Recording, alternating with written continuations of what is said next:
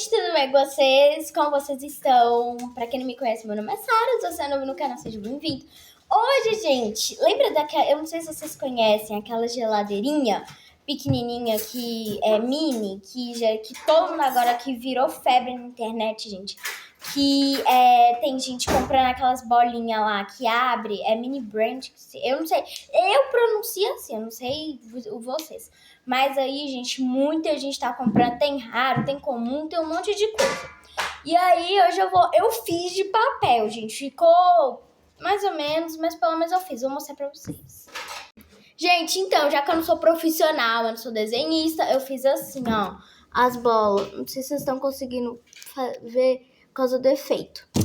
Tá, mas aí eu vou mostrar pra vocês agora a geladeira.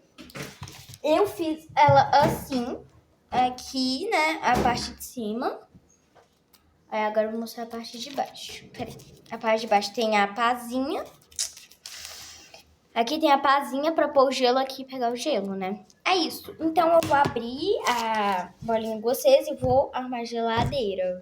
Tá bom, gente. Eu vou abrir essa aqui primeiro. Eu vou abrir primeiro, gente, que tá meio difícil, assim, de ficar abrindo aqui. Peraí, eu vou tentar abrir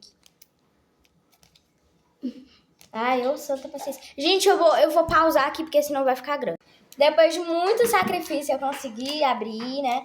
Aqui tem 5 pacotes e a gente vai abrir um por um e eu vou mostrar pra vocês.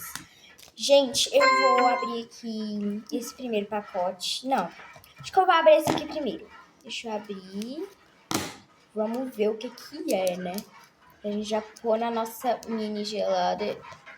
E, gente, se ficar muito grande, eu vou ter que fazer parte 2. Mas vamos fazendo por enquanto, né? Deixa eu abrir aqui. Gente, eu vou abrir tudo e mostro pra vocês que tá difícil. Gente, então eu tive que tirar o efeito, porque vocês não iam conseguir enxergar.